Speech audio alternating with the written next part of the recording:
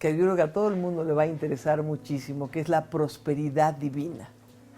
Si hay una prosperidad terrenal, hay una prosperidad divina.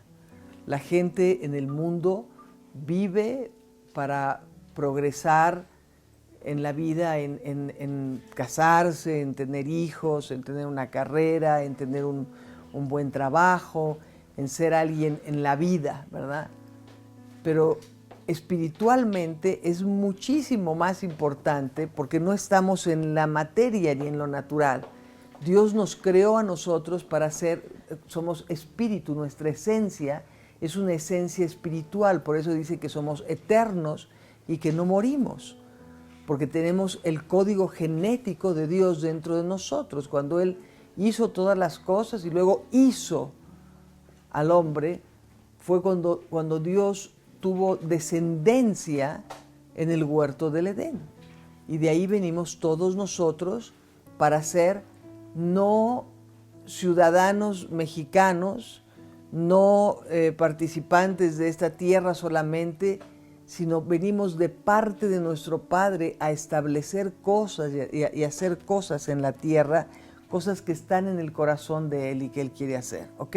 Entonces, hoy vamos a hablar de la prosperidad divina y lo primero que voy a mencionar es en el libro en tercera de Juan 2, dice, amado, yo oro para que seas prosperado en todas las cosas. Amado, esta es una versión de la Biblia amplificada. O sea, es la misma, nada más que es la Biblia amplificada. Amados, yo oro para que seas prosperado en todas las cosas y que, recuerdes, tengas salud como tu alma tiene salud y prospera.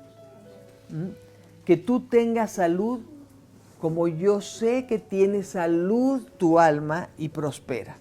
Entonces, en cuanto a la prosperidad, a mí me enseñaron desde un principio, hace 30 y pico de años, ¿verdad?, que Dios quiere que yo prospere. Este versículo nos enseña cómo en el corazón de Dios está el que prosperemos cada uno de nosotros. Dios quiere que prospere, Dios quiere que posea abundancia de todas las cosas buenas, ya sea de dinero, de salud, de aceptación social, del bienestar mental, del conocimiento espiritual. O sea, en todas las áreas de nuestra vida, Dios quiere que yo prospere. Eso es lo primero que yo aprendí. Y es cierto, Dios quiere prosperarte y Dios quiere prosperarme en todas las áreas de mi vida. Pero lo creo porque así lo leo yo en la Escritura, lo creo porque la Biblia lo dice y la Biblia es la palabra de Dios, ¿verdad? Y la palabra de Dios no miente, nunca miente. Dios nunca ha dicho una mentira, ¿ok? Entonces por eso lo creo. Y me lo han enseñado grandes maestros de la palabra y he oído muchas enseñanzas sobre este versículo, sobre la prosperidad divina, ¿no?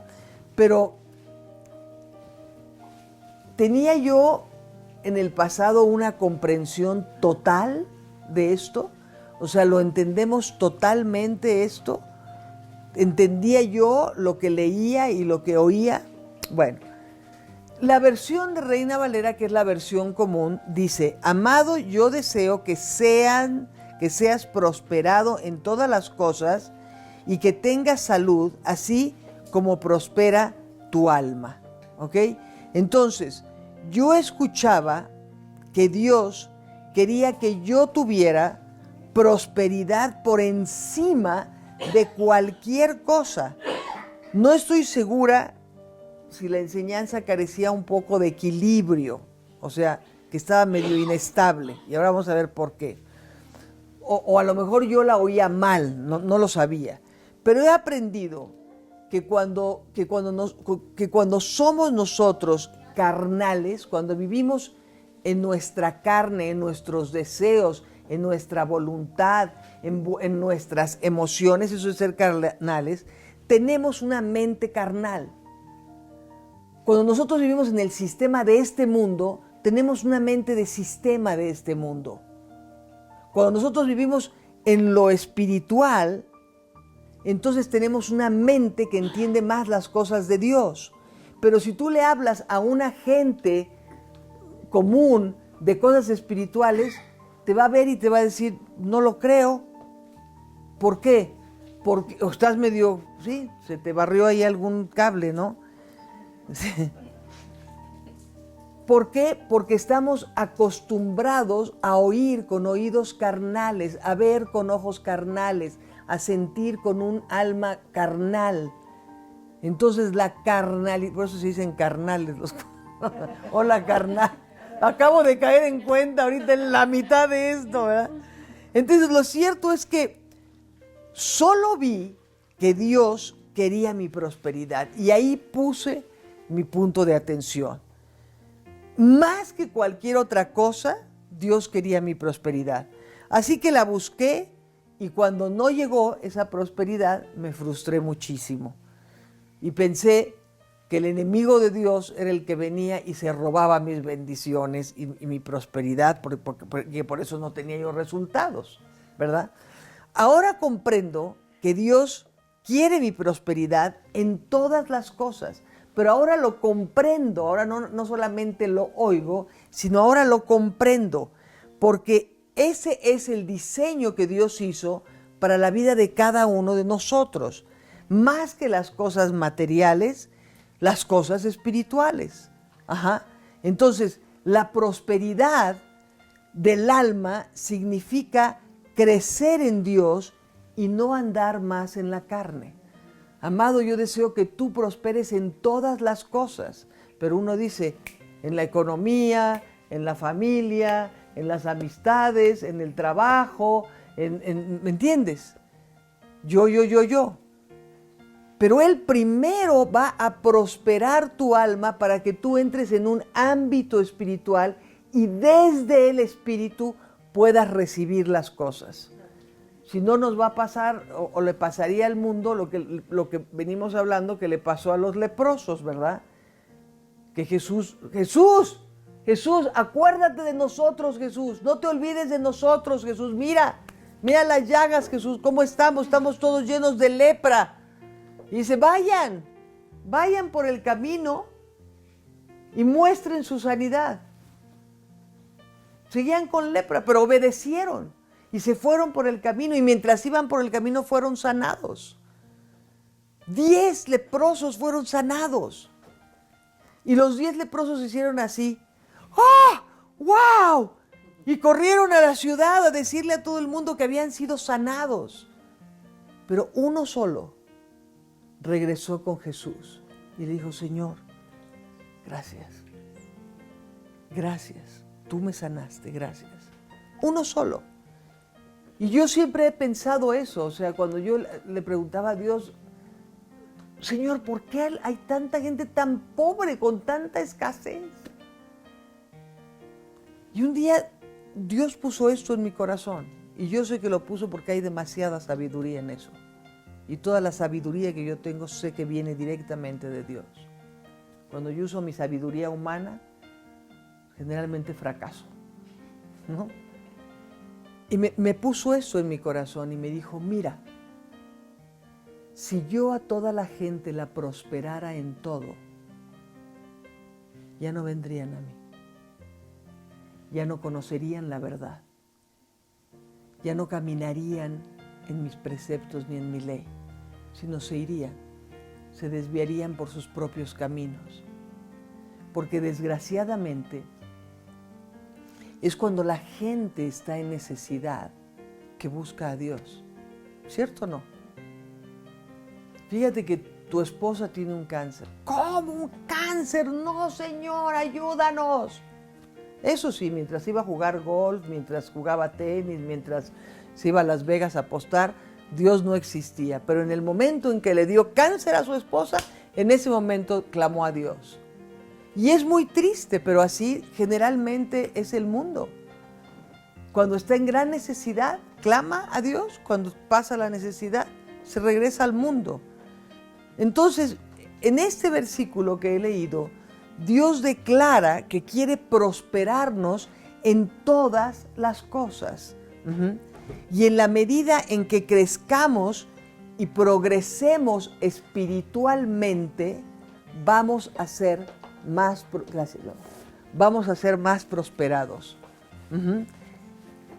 Él hará que progrese en todas las, Él hará que yo progrese, que tú progreses en todas las cosas naturales. En salud, en dinero, en casa, en tu matrimonio, en tu relación, en viviendas, con tus hijos, en todas las cosas naturales.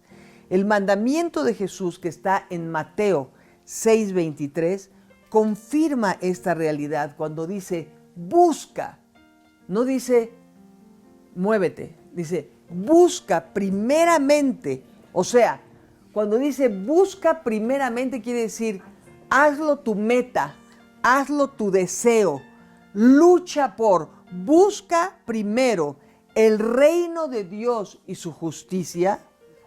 O sea, ¿qué es la justicia? Es la forma recta, ¿verdad?, de ser y de hacer. Esa es la justicia.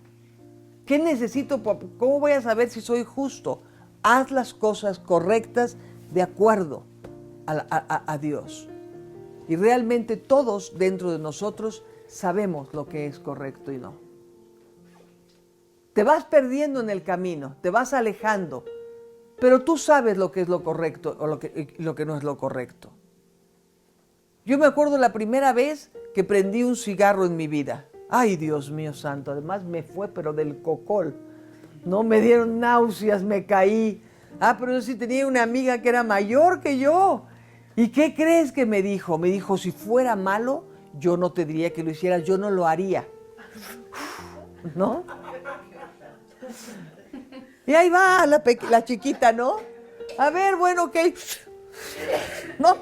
Y obviamente me caí al suelo, me dieron unas náuseas horribles, me puse verde, morada, bajé a mi casa gris porque además nos fuimos a la azotea de mi casa. Pero eso sí, qué bonita frase me dijo, si fuera malo, yo no lo haría, no te lo pediría. Pero cuando yo prendí ese cigarro, yo sabía que estaba haciendo mal. Y la verdad es que estaba haciendo mal, porque nadie tenemos derecho a contaminar nuestro cuerpo. Y menos, bueno, yo en aquel entonces no conocía a Jesús resucitado como hoy lo conozco, pero menos cuando tienes conciencia y has leído la Escritura y dice, tu cuerpo es el templo del Espíritu Santo. Sí, Señor, tú eres el templo del Espíritu Santo.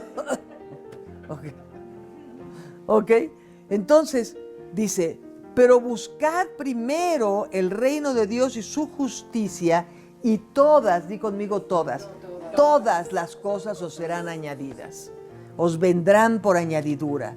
En Deuteronomios 28:2 dice, y todas estas bendiciones vendrán sobre ti y te alcanzarán si escuchas la voz del Señor tu Dios. Entonces yo me di cuenta que yo estaba buscando en este versículo las dádivas, estaba buscando los regalos cuando debía de buscar su presencia. ¿Te das cuenta? Cuando debía de buscarlo a Él, yo estaba buscando los beneficios, yo quería cobrar los beneficios de este versículo. Y claro, como no llegaban, vivía yo frustradísima y me decía, ¿pero en qué estoy fallando? ¿Estoy haciendo bien las cosas? Estoy oyendo la palabra, estoy yendo a los estudios, estoy diezmando, estoy ofrendando, y tengo un grupo de oración. Sí, pero no estaba buscando su presencia. Entonces, hay varias formas de guerra espiritual. Se fijaron que habíamos hablado sobre guerra espiritual la semana pasada. No es una guerra física, no es una guerra contra carne ni sangre, es una guerra espiritual contra potestades y que están en el aire, cosas de maldad.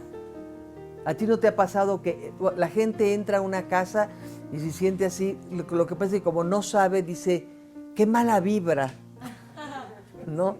Ay, qué mala vibra se siente aquí. No, no es mala vibra, es que hay potestades en el aire, hay espiritualmente cosas que se están moviendo que te hacen sentir una cosa fea, ¿no? Entonces, fíjate, viendo algunas formas de guerra espiritual, en Apocalipsis 21-24 dice, y las naciones que hubieren sido salvas andarán a la luz de ellas. Toda nación, nosotros somos una nación. Somos la nación de Dios. ¿Por qué? Porque Jesús, el Salvador, vive dentro de nosotros. No está afuera, no hay aquí ningún crucifijo con una imagen de Cristo crucificado, Dios me libre, ¿verdad? Sino que el Mesías está vivo adentro de nosotros. ¿Por qué? Porque nosotros lo invocamos. Dentro, vocar, hablar. Lo llamamos hacia adentro de nosotros y está vivo ahí. Entonces, nosotros somos una nación salva y las naciones que hubieren sido salvas andarán en la luz de ellas. Ok. A través de los años he aprendido muchas cosas, pero he aprendido a buscar la presencia de Dios. Eso es lo más importante que yo tengo en mi vida.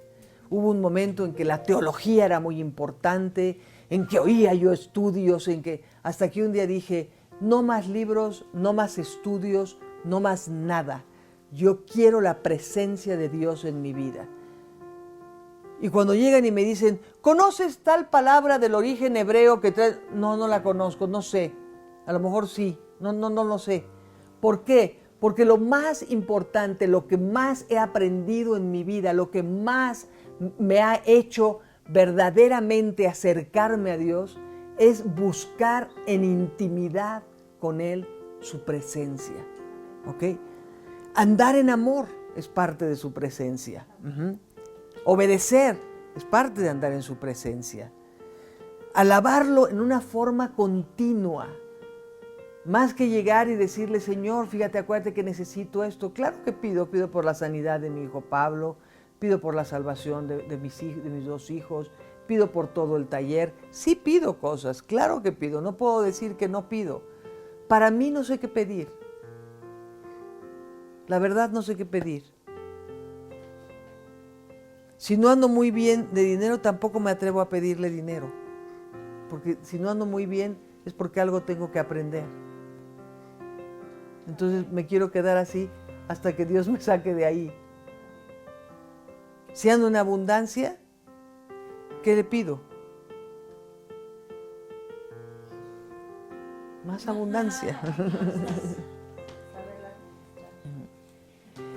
Entonces lo que sí hago es, oro por los demás, sí, oro todo el tiempo por los demás. Me gozo cuando veo milagros, me supergozo. Esta semana tuvimos el milagro de Santos, el niñito que fíjense bien, se cayó de cabeza 2 pisos en rocas. Entonces, ¿qué sucedió? En el momento en que entramos en oración, en el momento en que empezamos a interceder por él, y luego salimos de la intercesión y yo empecé y dije, este niño es apartado para Dios, este niño se salva, este niño reacciona, este niño come, este niño sale del hospital más rápido de lo que los médicos lo dan de alta. Le habían sacado su escáner y todo, y que estaba bien, que estaban esperando a que reaccionara, pero que parecía que ni siquiera estaba inflamado el cerebro. O sea, eso es una cosa que no está escrita. O sea, ¿cómo te vas a caer de 2 pisos entre rocas y ni siquiera se te inflama el cerebro? No es posible. Pues ese es Dios, ¿no? Entonces, aprendí a alabarlo en una forma continua y especialmente en los tiempos difíciles. En cuanto más dificultades hay, más pongo mi alabanza y más lo adoro y más lo exalto a Él. Y entonces empiezo a ver lo que Él hace. Luego, otra cosa que ayuda mucho es mantener la paz durante los ataques y los tiempos de frustración y los problemas y los dramas y las cosas. Conocer la palabra de Dios y declararla te hace entrar en un estado de libertad. Conocer la palabra de Dios y empezar a declararla. porque tuyo es el reino, Señor, y yo soy parte de tu reino. Porque nunca estaré sola, porque tú estás conmigo todo el tiempo hasta el final de los días. Cuando tú haces eso, lo que haces es que estás esgrimando con la espada de dos filos. Estás cortando, la espada de dos filos hace así, y entonces divide lo bueno de lo malo, la luz de las tinieblas, lo feo de lo bonito. Corta. Entonces, estas son formas de entrar en guerras espirituales. No sacamos una espada así, no. En guerras espirituales, nuestra esgrima es la palabra de Dios, la palabra de Dios. Jesús venció al enemigo después de que fue bautizado, salió y se fue al desierto por 40 días sin comer ni tomar nada, ni un poquito de agua. Y cuando llegó el enemigo de Dios a tentarlo, él lo esgrimó nada más con la palabra de Dios. Dicho está, así le dijo. A ver, si eres quien dices que eres, ¿por qué no pides pan para que te den pan? Y entonces Jesús contestó, porque no solamente de pan vivirá el hombre, sino de la justicia divina. ¡Wow! ¿No? Escrito está, dicho está.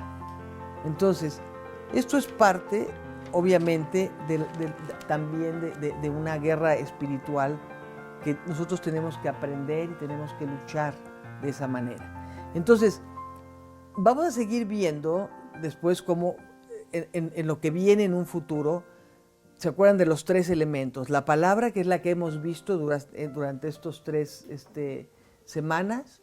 Luego va a venir el nombre, para que sepamos lo que realmente significa el nombre de Jesús en todo el esplendor de su palabra y a usarlo. Y después viene el poder de la sangre de Jesucristo, ¿verdad?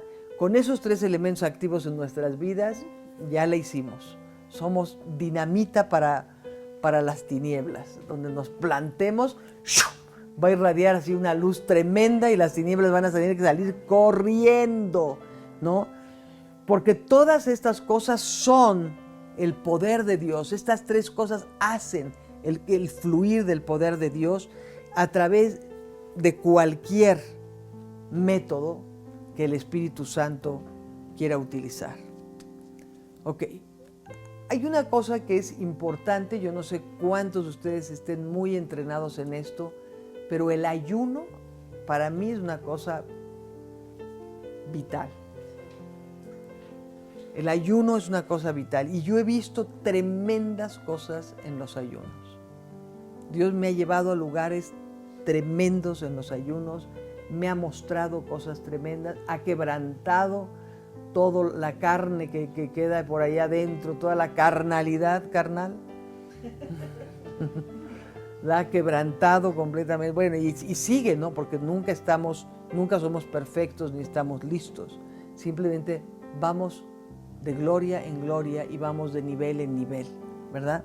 Entonces, creo que el poder de la oración en común acuerdo es algo maravilloso. Aquí en el taller de Dios acabo de mencionar un milagro que acabamos de ver.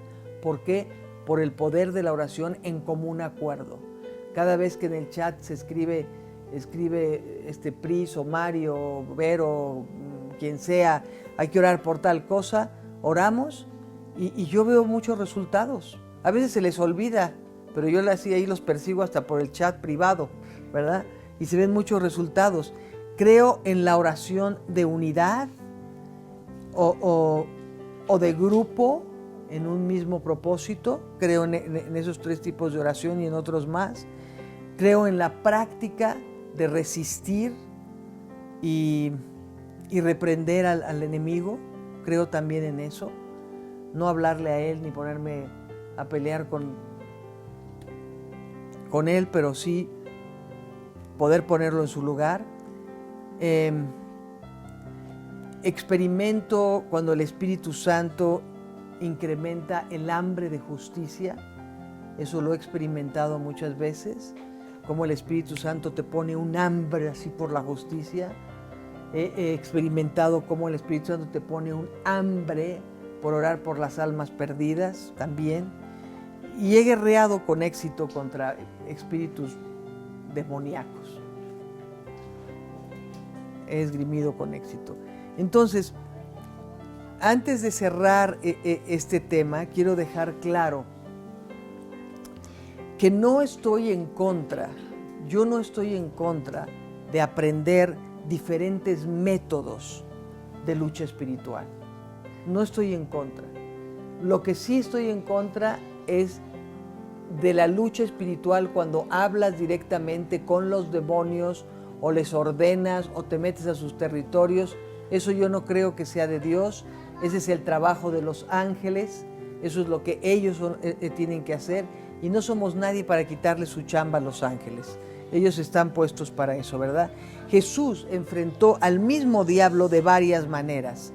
Pero aquí el punto es no invertir el orden correcto de las cosas. Ese es todo el punto, ¿ok? Entonces, primero busca a Dios y anda en amor y obediencia. Y entonces no vas a tener necesidad de hacer ninguna guerra espiritual. Porque antes de que tú entres en guerra espiritual, ya los ángeles fueron y atendieron esa parte, ¿ok? Busca primero a Dios, ¿ok? Y anda siempre en amor y obediencia. Son dos puntos claves. Cuando tú haces eso, no vas a tener necesidad de entrar a hacer ninguna guerra espiritual, ¿no? Y menos todo el tiempo. Las tinieblas, fíjate bien en esto, las tinieblas no deben sobreponerse jamás a la luz. No pueden. Porque cuando tú traes la luz de Cristo adentro de ti, cuando Cristo está vivo adentro de ti, su luz es la que irradia a través de tu circuito, a través tuyo. Y entonces esa luz hacen que las tinieblas empiecen a desaparecer, ¿ok? Si caminas en la luz, el enemigo jamás podrá saber a dónde estás, porque la luz lo deslumbra. Él tiene que huir de la luz porque él es tinieblas. Si tú andas en la luz, nunca podrás saber dónde está, ¿ok? ¿Seguimos? Sí. Vemos algunas armas espirituales para una guerra espiritual. ¿Quieren? Segunda de Corintios 10:4 dice, porque las armas de nuestra guerra no son físicas, o sea, no son armas de carne y de sangre, ¿no? Sino poderosas en Dios para derrotar y destruir fortalezas. ¡Wow! ¡Qué establecimiento!, ¿verdad? En este pasaje el apóstol Pablo nos dice que las armas de nuestra lucha no son a este nivel carnales o naturales. Siempre las armas deben de ser espirituales. ¿Qué armas poderosas tenemos? Palabra, el nombre y la sangre del Cordero. ¿Okay? La palabra de Dios es un arma espiritual muy fuerte. Acabamos de ver cómo puedes esgrimear con ella. Juan 6:63 dice, el Espíritu es el que da vida, o sea, el Espíritu Santo es dador de vida. La carne no tiene ningún provecho, o sea, no hay nada útil en la carne, nada. Las palabras, la palabra de Dios, las palabras son verdades que yo les he hablado, son espíritu y son vida. Entonces, en esta escritura, aprendemos que la palabra de Dios opera en el mundo espiritual y produce vida. La palabra de Dios produce vida y opera en el ámbito espiritual. Proverbios 18:21 dice, la vida y la muerte están en el poder de la lengua. Y quien es indulgente con ella, comerá de sus frutos. ¿Qué fruto? ¿Fruto para vida o fruto para muerte, verdad? La enseñanza aquí es que existen otras palabras que también operan en el ámbito espiritual, pero no son palabras que traigan vida, sino palabras que traigan muerte, pero operan en el ámbito espiritual. Las palabras contienen poder para crear o destruir. La palabra de Dios está llena de vida y de poder creador de vida. La palabra crea, no solamente es vida, sino crea vida. Una persona sabia aprende y habla la palabra de Dios más que ninguna otra cosa. Eso es la sabiduría. Dice Proverbios, el principio de la sabiduría es el temor a Dios. Y esa palabra temor no es miedo, es reverencia, es respeto, es honra, ¿verdad? Entonces, la palabra es luz y es vida. Juan 1, 4 y 5 dice, en el principio, o sea, ¿qué quiere decir en el principio? Antes de todas las cosas y de todos los tiempos, en el principio era la palabra. En otras versiones dice, en el principio era el verbo. ¿Quién es la palabra y quién es el verbo? Jesucristo. En el principio era la palabra, Cristo. Y la palabra, o verbo, estaba con Dios. Y la palabra era Dios mismo. En Él estaba la vida, y la vida era luz de los hombres. Y la luz resplandece sobre las tinieblas, y las tinieblas no prevalecieron contra ella. O sea, la vida supera a la muerte. La vida es más grande y más fuerte y más poderosa que la muerte. Y la luz supera a las tinieblas. La luz es más poderosa y más fuerte que las tinieblas. Jesús es la luz, dijo, yo soy la luz del mundo. Y Jesús es la vida. Yo soy la verdad y la vida. Entonces, la palabra de Dios es ambas cosas. La palabra de Dios es luz y es vida. Por lo tanto, tiene en sí el poder que vence a las tinieblas y prevalece en nuestras vidas. Ahora fíjate cómo la luz triunfa sobre las tinieblas y la vida triunfa sobre la muerte. En el principio, Dios preparó, formó, diseñó. Dice, en el principio Dios creó los cielos y la tierra. Y la tierra no tenía forma, estaba vacía y había tinieblas sobre la faz del abismo. El Espíritu de Dios se movía, o sea, quiere decir, cubría sobre la faz de las aguas. Y dijo Dios, sea la luz, y fue la luz. Y vio Dios que la luz era buena, era apropiada, era agradable, era perfecta, sintonizaba. Y vio Dios que la luz era buena y le dio su aprobación y separó Dios la luz de las tinieblas. Eso es Génesis 1, del 1 al 4.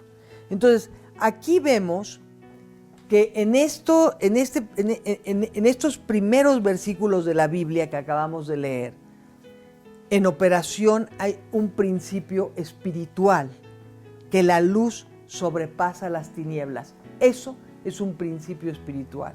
La luz disipa a las tinieblas, las sobrepasa. De la misma manera que la vida triunfa sobre la muerte. Por eso cuando se muere el cuerpo de un justo, de un creyente, de un hijo de Dios, generalmente la gente no dice se murió, dice se fue a casa, partió con el Señor, pero no dice se murió. Entonces leemos en Romanos 8:11 dice, y si el espíritu de aquel que levantó a Jesús de los muertos vive en ustedes, quien levantó a Jesús de los muertos restaurará la vida. Se los voy a leer así. Si el espíritu de aquel que levantó a Jesús de los muertos vive en ustedes, entonces quien levantó a Jesús de los muertos restaurará la vida a sus cuerpos mortales. Nada de que ya te convertiste en cenicita y ahí te quedas. No, el mismo cuerpo que tú tienes hoy, nada más que sin grasa, sin enfermedades, sin gorduras, sin nada. Va a ser un cuerpo incorruptible, que nunca se va a enfermar, nunca va a envejecer. No, sí, con lengua, porque la lengua va a ser del reino. Ok, ¿no? Entonces dice, quien levantó a Jesús de los muertos restaurará la vida a sus cuerpos mortales mediante el Espíritu que vive en ustedes. O sea, cuando dice restaurará la vida en sus cuerpos mortales, yo veo en sus cuerpos transitorios, ¿verdad? En sus cuerpos perecederos. En los cuerpos que se van a acabar, Él restaurará en esos mismos cuerpos la vida. ¡Wow! ¿No? Jesús estaba realmente muerto. Pero cuando el espíritu de vida entró en Él, cuando el poder vital de la resurrección lo poseyó, la muerte tuvo que huir. Y la vida surgió. Y la luz, claro, y la vida. Imagínate nada más. O sea, ¿estaba muerto Jesús? Claro que estaba muerto. Todo el mundo lo vio muerto. Por eso Tomás le dijo, a ver, ¿de veras eres tú? Y dijo, Tomás, mete las manos. Pero no era porque Tomás no creyera que él podía resucitar. Era porque no podía ser que 3 días antes lo habían visto desgajado, la piel desgajada de todos los... Ustedes saben que los latigazos no eran látigos, eran unos látigos con unos clavos en la punta. Entonces, cuando el látigo entraba y jalaba, rasgaba la piel. Entonces, 3 días después, aparece Jesús resucitado, lleno de luz y lleno de vida, y Tomás, que era bastante inteligente y científico, y todo, dijo Tomás, dice, a ver, espérame, ¿cómo vas a ser tú si te acabo de ver colgado en un madero y todavía te picaron el costado y te pusieron una corona de espinas y te salió agua del cuerpo? ¿Cómo? O sea, ¿cómo? Te moriste. En el momento en que te moriste se rasgó el velo, en el momento en que te moriste tembló, hubo un terremoto en todo el planeta. ¿Cómo? ¿Cómo estás tú ahorita aquí radiante? Porque toda la gente dice, qué incrédulo. No era incredulidad, era no poder creer la restauración en la que veía al Mesías, ¿no? Entonces, Romanos 8:11 dice, muestra al principio que vence a la muerte. Hay que recordar que la palabra de Dios es ambas cosas. Fíjate, 1, es espíritu y vida, o sea, seamos sabios, comencemos a hablar vida sobre cada circunstancia. Se le ha venido trabajando mucho en esto, ¿no? Sobre cada circunstancia, sobre cada situación, no importa cuál sea, necesitas al espíritu y la vida, ¿ok? Algunas personas luchan todo el tiempo están en guerras espirituales, todo el tiempo están en batallas contra el diablo, ¿no? De hecho, muchas veces ves a la gente caminando así y dices, ¿qué te pasó? ¿Te estás enfermo? No, vengo de una guerra espiritual. ¿Pero de qué? No, pues fui a meterme con el diablo y a decirle quién era. ¿Tú le fuiste a decir al diablo quién era? ¡Wow! De milagro estás vivo, man. ¿No? ¿Cómo es eso posible? Entonces, mucha gente lucha todo el tiempo con el diablo. Y mientras lo hacen, están todo el tiempo hablando de muerte. Porque todo lo que tú hables del enemigo tiene que ver con la muerte. Todo es muerte, todo es separación. Por eso dice la Escritura que Él vino a robar, a matar y a destruir. ¿Cómo? Espera. Robar, matar y destruir, ¿cómo? ¿Cómo primero me va a matar y luego a destruir? Bueno, no, primero roba, pero luego mata y luego destruye. ¿Cómo es posible que primero me mate y luego me destruya? Primero me roba, luego me mata y luego me destruye. ¿No sería más coherente que dijera robar, destruir y matar? Sin embargo, no lo dice en el original, lo dice así. ¿Por qué lo dice? Porque primero, te roba tu relación con Dios. Punto. Entonces, cuando te roba tu relación con Dios, te mete, la palabra muerte quiere decir separado de Dios. Esa es la muerte. Entonces, primero te roba tu relación con Dios, luego te separa de Dios y separado de Dios, ya no tienes ninguna defensa, ya no hay nadie que esté a tu alrededor, entonces ahí te destruye. Wow, ¿no? Entonces, todo esto habla de muerte. Cuando la gente habla del diablo y está predicando al diablo, de lo que el diablo hace y cómo tenemos que defendernos y cómo tenemos que hablar del diablo y cómo tenemos que entrar en su terreno, siempre va a estar hablando de muerte. Ahí no hay nada de vida, ¿verdad? Entonces, hablar del problema todo el tiempo, hablar del problema todo el tiempo no arroja luz sobre las tinieblas. Hablar del problema todo el tiempo aumenta las tinieblas porque las va alimentando. Claro. Entonces estás exaltando todo el tiempo a las tinieblas, las estás alimentando. La gente quiere que tú hables siempre de los problemas, de las circunstancias. ¿Por qué? Porque te va a ir debilitando. Cuando alguien viene y te dice, oye, pero acabas de perder no sé qué a un amigo. Y dices, no, por favor, ay, no quiero. Entonces hablas puras cosas que te llevan, pero cuando tú le dices a alguien, sí, pero hay consuelo y el tiempo es un aliado y Dios está contigo y nosotros no entendemos por qué se lo llevó, pero se lo llevó Él porque se lo tenía que llevar, porque era el mejor momento. ¿Tú sabes que Dios escoge el mejor momento de nuestras vidas para llevarnos? ¿Sabías eso? Dios quiere llevarte al mejor lugar, al mejor lugar. No quiere que pases de panzazo, como pasó el de la cruz. Señor, acuérdate de mí cuando estés en tu reino. Y el otro, ¿qué? A ver si eres Cristo, bájate, desclávate. No que hacías muchos milagros. Y se volteó y le dijo, de cierto te digo que esta tarde estarás conmigo en mi reino.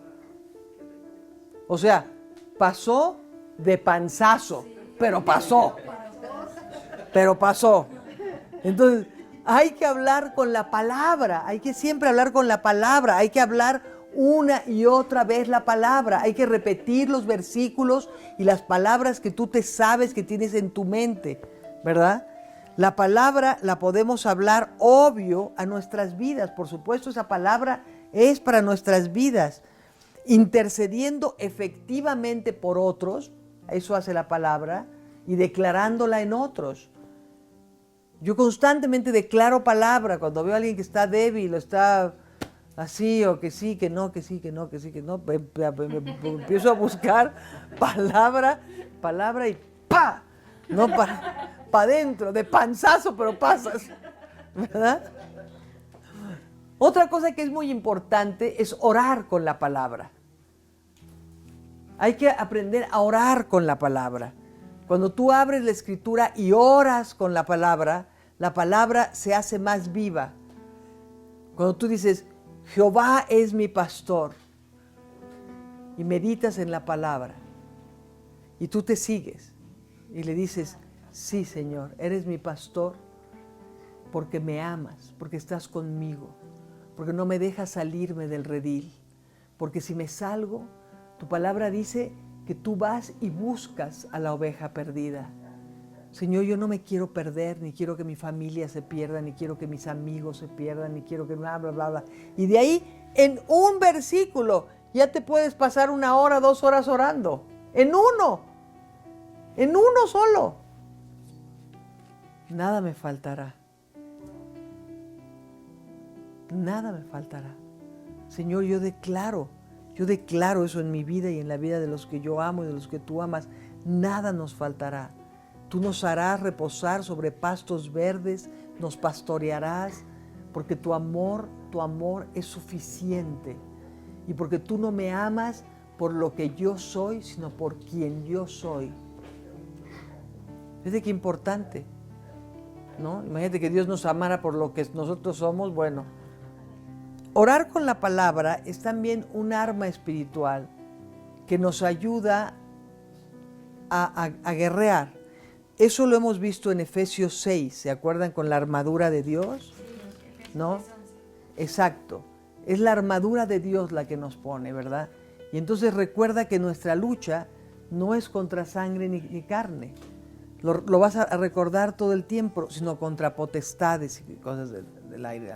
Bueno, porque es muy largo mi estudio, pero no lo voy a hacer todo. Quiero nada más pasar a los diferentes tipos de oración y con esto cerrar, ¿verdad? Y quiero hablarles de 8 tipos de oración diferentes. Uno es la oración en común acuerdo.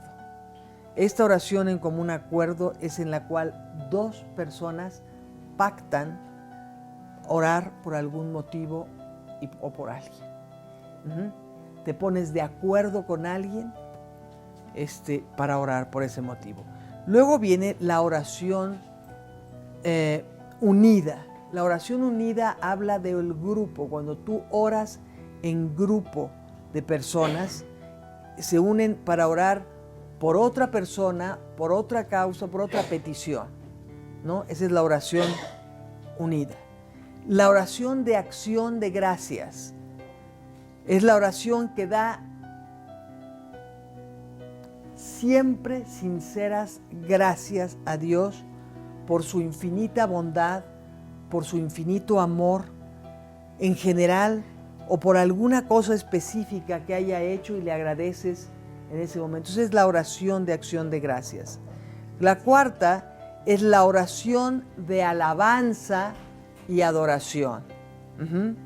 Aquí no pides nada. Esta a mí me encanta, porque no pides nada, solamente agradeces. Agradeces por lo que ha hecho, por lo que hizo y por lo que va a hacer. Alabas quién es Él. Alabas quién es Él. Alabas su carácter, sus características. Aquí no haces nada más que simple y sencillamente rendirle culto y adoración al Rey de Reyes y al Señor de Señores. ¿Ok? Expresas amor por el Padre, expresas amor por el Hijo y por el Espíritu Santo, en sus 3 dimensiones. La quinta es la oración de petición. Esa es la que pide a Dios por alguna cosa específica. Esta creo yo que es la oración más común. Esta oración es la más conocida, porque todo el mundo está presto para pedir cosas, ¿verdad? Es la más común y es la más utilizada. Generalmente es una necesidad de alguien, por alguien, o es una necesidad nuestra. La sexta es la oración de intercesión. La intercesión involucra el permanecer delante de Dios pidiendo algún beneficio para otra persona. Vamos a decir que aquí está Jesús.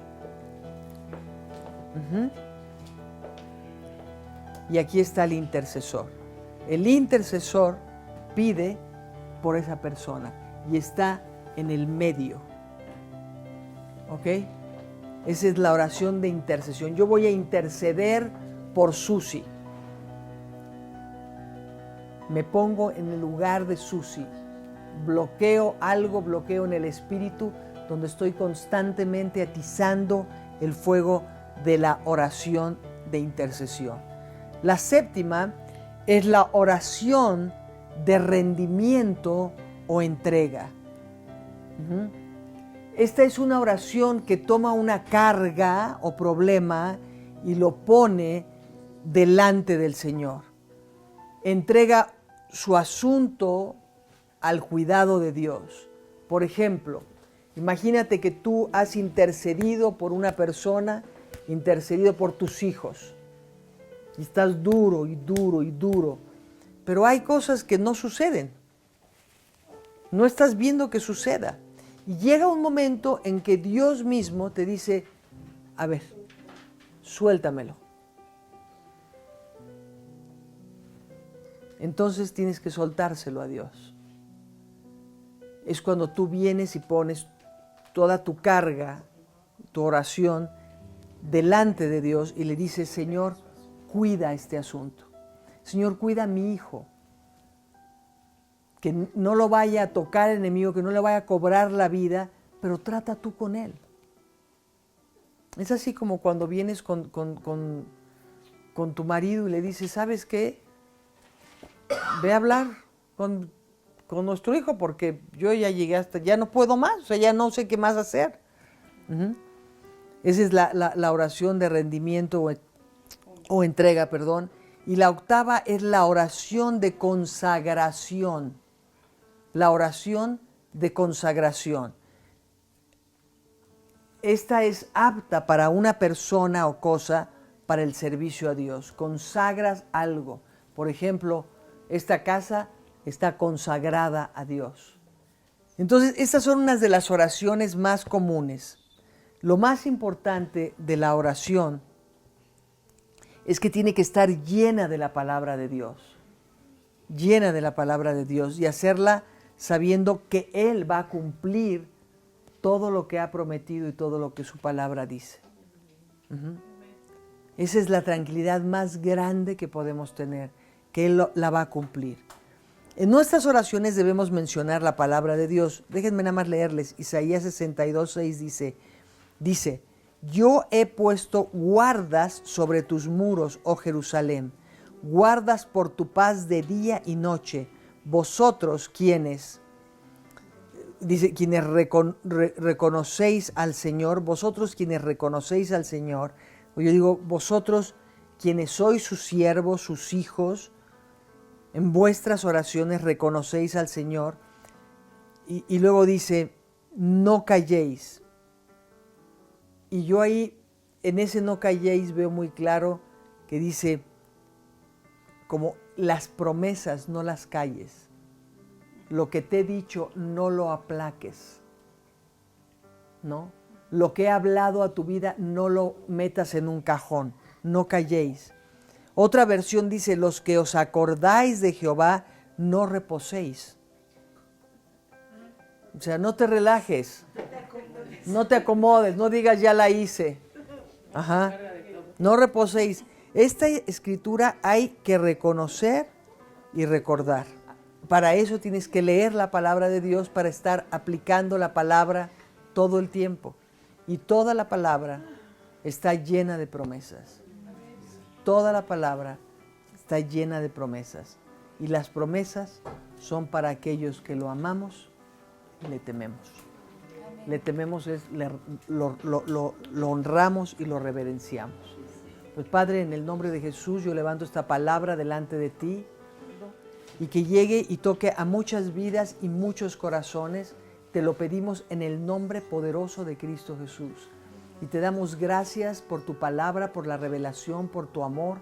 Oramos en este momento por tantos y tantas gentes que hay alrededor nuestro, en esta ciudad, en todo el país y en el mundo entero, que están haciendo lo mismo, están hablando tu palabra, están estableciendo tu verdad, están estableciendo la palabra de Dios, están estableciendo la necesidad de religarnos a la palabra y de leer la Escritura todos los días. Si nosotros simple y sencillamente leyéramos la palabra de Dios con el hambre que a veces nosotros comemos, estaríamos totalmente engordados y saciados. Y si nosotros comemos 1 o 2 o 3 veces al día, que ese sea también el tiempo de nuestro alimento espiritual. En el nombre de Jesús, yo estoy diciendo amén.